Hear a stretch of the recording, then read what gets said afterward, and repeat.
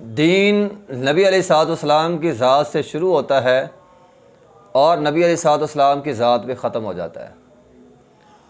और ये सिर्फ़ इख्तियार नबी अलैहिस्सलाम का है। आप जो बोलें वो दीन बन जाता है, जो करें वो दीन बन जाता है, जो आपके सामने हो देखकर आप ख़मोश हो जाएं वो दीन बन जाता है। कुरान मजीद के अंदर है वमा अताकुमुर रसूल फ़ख़ुज़ू वमा नहाकुम अन्हु फ़ंतहू। पैगम्बर अलैहिस्सलाम जो तुम्हें दे दें वो ले लो और जिससे मना कर दें रुक जाओ।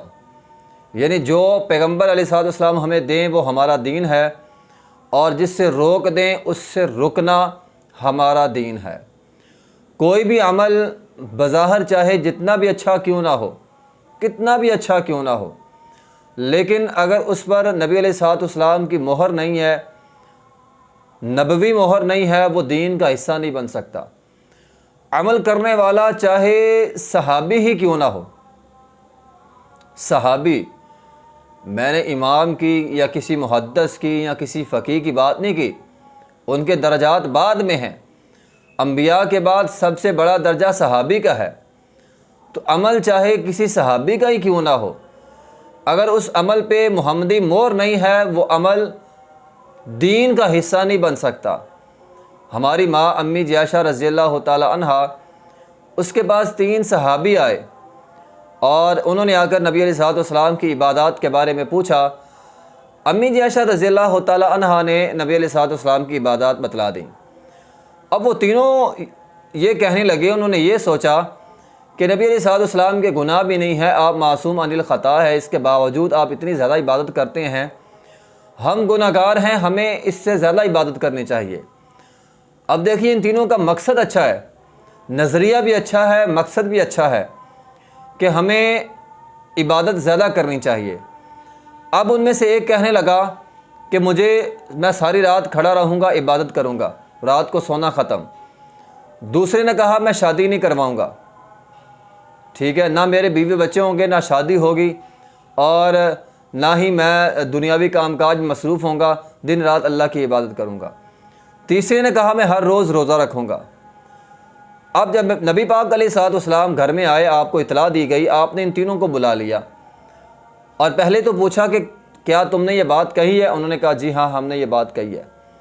नबी अलैहिस्सलाम ने इन तीनों को मुखातब किया और फरमाया मेरी बात ध्यान से सुन लो, मैंने शादी की भी है, मैं रात को नमाज़ पढ़ता भी हूँ, रात को सोता भी हूँ, रोज़ा रखता भी हूँ, नफली रोज़ा, और नफली रोज़ा छोड़ भी देता हूँ, और यही मेरी सुन्नत है। फमन रागिब अन सुन्नती फलैसा मिन, जो बंदा मेरी सुन्नत से मुँह मोड़ेगा वो हम में से नहीं है, वो मुझसे नहीं है। ठीक है, ये बात बड़ी अहम बात है। तो जिस काम पे नबवी मोहर नहीं है वो अमल चाहे किसी सहाबी का हो, नेक नीति से हो, बज़ाहिर अच्छा काम हो, वो अमल दीन का हिस्सा नहीं बन सकता। ये एक सादा सा असूल है। हमारे यहाँ बहुत सारे काम हैं, बहुत सारे दीन के अंदर नए नए काम ईजाद हो चुके हैं जिसको हम बिदअत भी कहते हैं।